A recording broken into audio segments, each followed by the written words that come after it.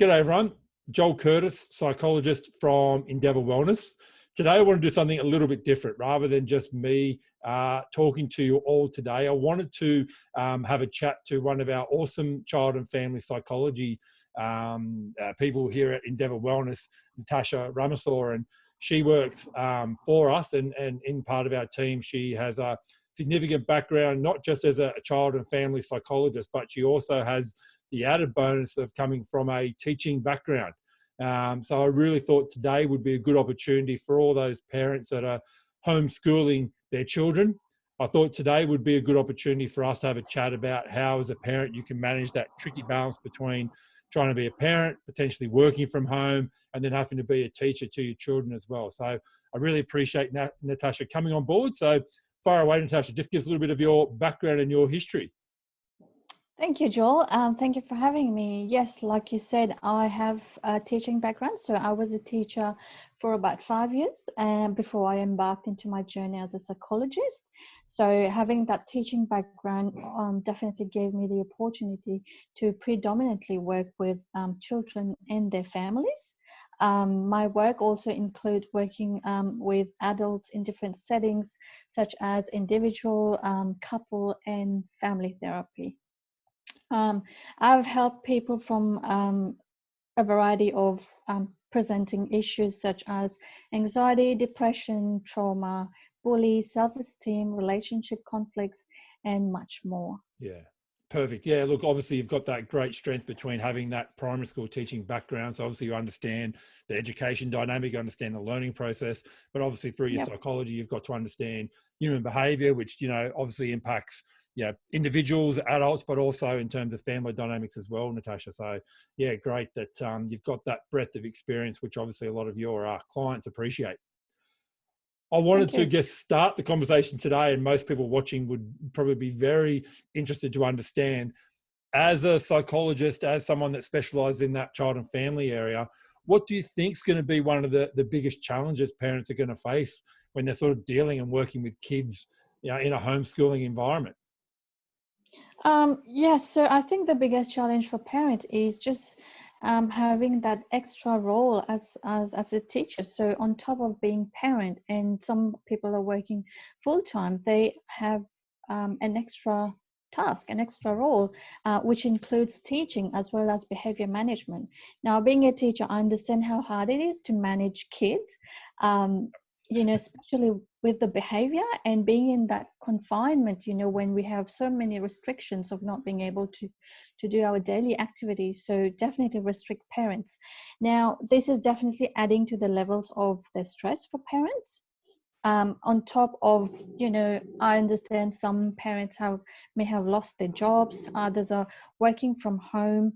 So in such a crisis, it is hard for parents to manage their own need for connectedness, achievement, and enjoyment.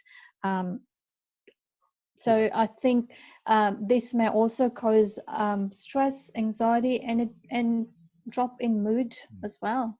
Yeah, you're right. And that's a big challenge, isn't it? Being at home, potentially you have lost your job or you are working from home with that isolation, and then having younger children around, which can create a difference in the dynamic. So you're absolutely right. It's not just about managing your children, but it's also managing your own mental health and well-being as well. So it's a tricky little balance. In terms of that, then, how do you think parents should structure, sort of tailor homeschooling in that sense, in terms of trying to manage kids and themselves? How do you think parents should go about sort of tailoring, what they're offering to help support their kids and themselves at the same time? Yeah, that's interesting, because this pandemic situation has definitely given birth to confusion and stress for both parents and kids. Look, kids are used to routine and structure, and there has been a disruption. So I would suggest it's helpful to maintain a consistent but flexible routine. Set up a designated place and space for learning. Allow your children to, different places to learn, whatever suits them, whatever makes them happy. So even if lying on the couch doing their homework, that's completely fine. Being flexible is important.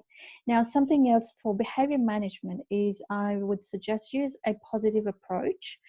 For example, this can be done by positively reinforcing good behavior. use praises, rewards, say the behavior you want to see, because parents tend to always focus on the negative. For example, don't do this. Why did you do this? So try to change that and adopt a more positive approach. Okay. Something else is being flexible. You can add variety to your learning. For example, including games, regular breaks, outdoor activities. Every child is different, and so is their learning styles. So accommodating to those learning style will cater for your kids' needs as well. Okay. And this is a great opportunity for you to explore your kids' interest and their passion. Yeah. But in saying that, remember to set restrictions as well, because this is definitely a time when kids are taking it, they are just using this free time to spend more time on screen. Yes. So use this time to reconnect to your kids instead. Yeah.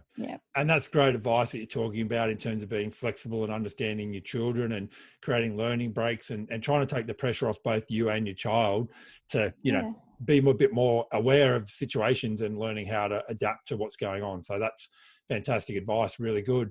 I guess then in terms of that sort of process, in terms of parents' anxieties, because obviously as parents, we want our kids to be up to speed. When school does go back to normal, you don't want kids to be sort of behind the eight ball because that can cause different stresses. So how do you suggest, or what do you think parents should do in terms of trying to take that anxiety or that pressure off themselves to make sure that their children are, perfect students when they go back? So what would you suggest would be a good advice or an option for parents? That's definitely right, Joel. Because of this uncertainty around how to maintain your child's education and making sure that they don't fall behind, lots of parents have that stress and, they feel very anxious. But remember, you are not alone in this. We are all in this together. There's a lot of other parents in the same boat. So remind yourself to take breaks, to take a pause when needed. When you feel you're feeling drained, just take a pause. Be forgiving to yourself. It's completely fine to make mistake. It's completely fine not to know all the answers.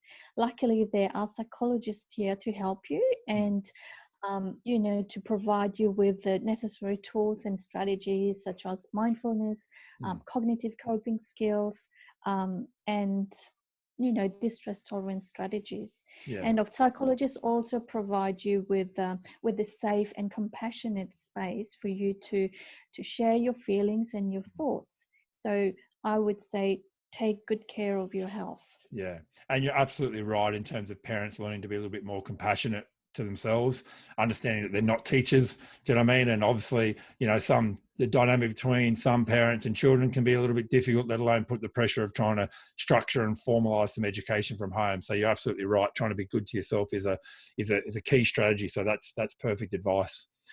In terms of extra information, extra support, potentially coming to see someone like yourself, what sort of options, what's out there in terms of parents being able to get access to resources to help them? Luckily, with this crisis, there's a lot of online resources that parents can reach out to. If it's for specific homeschooling queries, you can reach out to school personnel, to teachers, to tutors. There's also supportive information from the New South Wales Department of Education website. So do that.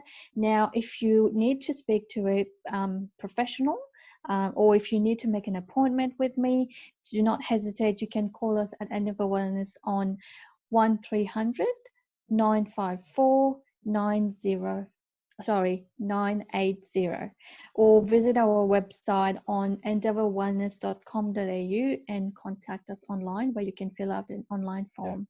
Awesome.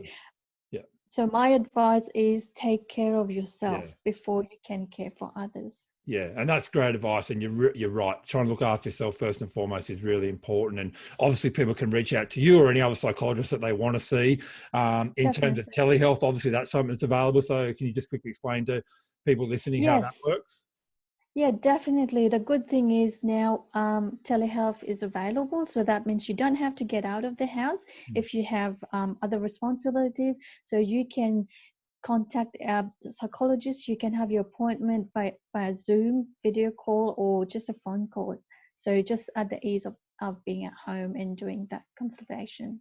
Perfect. Yeah. And that's great advice. So yeah, I certainly appreciate you taking the time to do that, Natasha. Thank you. It's been great chatting to you today. Obviously, Natasha is one of our, as I said, one of our awesome child and family psychologists at Endeavour Wellness. And I just thought it'd be a great opportunity for someone, not just with her psychology background, but her teaching background as well, just to come along and chat to some parents and put their mind at ease, because I absolutely get that, there's a lot of parents out there struggling with kids, and I just thought it'd be a good opportunity. So thank you very much for coming on, Natasha. Thank you for your expertise, and hopefully a lot of people get something out of that. Thanks very much. Thank you, Joel. Thank you. Thank you. See you later. See ya.